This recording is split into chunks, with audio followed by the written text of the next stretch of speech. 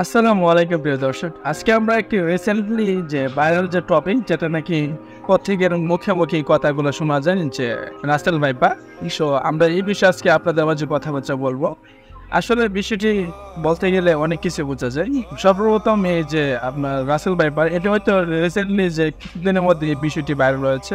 তবে এটির যে একটি যে আদি বাস যেটি নাকি অনেক বহু আগে থেকে এটার বিস্তার এবং এটার নাম এবং আমাদের বাংলাদেশে যে আসছে এটা অনেক আগে থেকে আসছে। সেই বিষয়ে হয়তো বা তৎকালীন যে একটা বিষয় যে ফার্স্ট টাইম যখন বের হয়েছিল মানে এখন যে বর্তমানে যেভাবে যে পরিমাণে আমরা সবাই জানি বিষয়টা অবগত, ফার্স্ট টাইম আসছিল বাংলাদেশের মধ্যে তখন এতটা সমালোচনা ছিল না।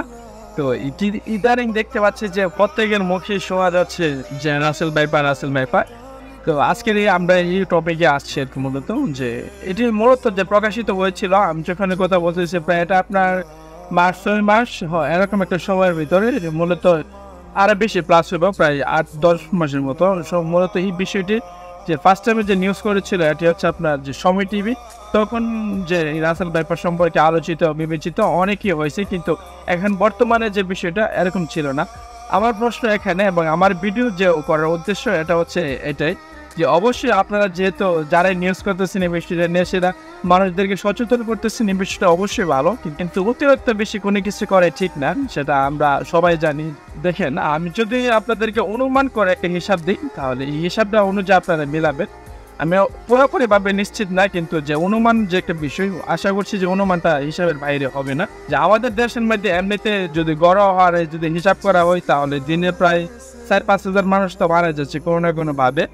ইভেন যে অথবা যদি মাসে যদি হিসাব করেন তাহলে এরকম লাখ প্লাস হতে পারে। এরকম একটা হিসাবের বন্টনের মাঝখানে পড়ে বিষয়টা যে মানুষ বিভিন্ন কারণে মৃত্যু হচ্ছে, মানুষদের বিভিন্নভাবে সমস্যা হচ্ছে। কিন্তু এই যে রাসেল ভাইপার গিয়ে দেখেন এটা বিষয় নিয়ে এত মাতামাতি করার বিষয়টা কোনো কিছুই না।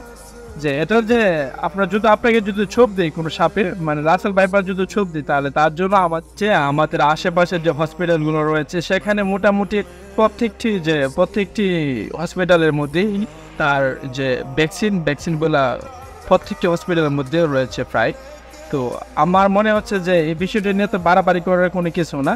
যদি এই সাপের যদিও ছোপ দেয় মানে সবল দেয় কোনো মানুষকে তাহলে তিনি যদি তাৎক্ষণিক যদি কোনো ব্যবস্থা করেন এবং সঠিক সময় যদি হসপিটালে পৌঁছাতে পারেন, যদি সঠিকভাবে তার শরীরের ভিতরে এই ভ্যাকসিন যদি প্রয়োগ করা হয় তাহলে তার 90% মানে অতিরিক্ত বেশিরভাগ ক্ষেত্রে বোঝা যায় কি জোরভাবে মানে সুস্থ জীবনে ফিরে আসতে পারে আর কি, তারপর তেমন কোনো সমস্যা হয় না।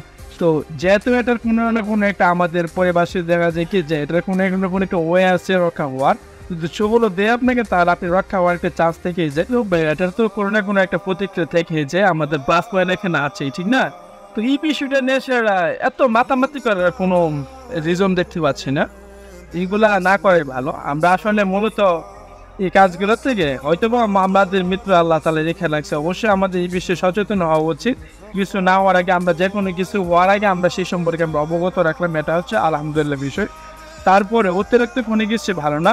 সেই সম্পর্কে আমি আরেকটি কথা বলতে চাই যে আমাদের যে দেশের যে বর্তমান অবস্থা এবং পৃথিবীর যে অবস্থা সেইগুলাতে এই সামান্য বিষয়গুলো নিয়ে সেরা এত হোম করার কোনো কিছু নেই। তো বাইরে সচেতন হওয়া ঠিক, কিন্তু অতিরিক্ত অ্যাডভান্স কোনো কিছু ভালো না, এটা পড়বে বলে আসছে এখনো বলছি।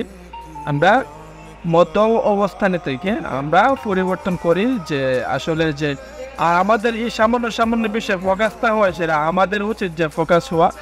আমাদের যে বর্তমানে অবস্থা দেখতে পাচ্ছেন এখন তো আমরা খাওয়া দাওয়া করতে পারতেছি, হয়তো 4-5 দিন আর 1-2 বছর 3-4 বছর এরকম ভাবে চলে যাবে, অবশ্যই আমি মানি। কিন্তু দেখবেন একটা সময় আসবে 5 থেকে 10 বছরের ভিতরে আমরা না খেয়ে মরতে হইব খুব শীঘ্রই আমাদের দেশের মধ্যে এবং সারা পৃথিবীর কথা না বলি আমাদের দেশের কথা জাস্ট বলি, আমাদের দেশের মধ্যে একটা দুর্ভিক্ষ দেখা দিব।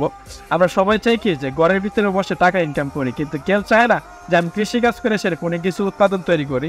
একটা জিনিস লক্ষ্য রাখবেন যে আমি যদি কোনো বাজারে টাকা নিয়ে যদি তাহলে আমি খাওয়ান পাবেন, খাওয়ানো যদি না তাহলে আমি টাকা দিয়ে কি করবো? আমার কথাগুলো কেউ বলভাবে নেবেন না, আমি আপনাদেরকে বোঝানোর চেষ্টা করেছি। আপনারা এতক্ষণ আমাদের সাথে থাকার জন্য সবাইকে অসংখ্য ধন্যবাদ।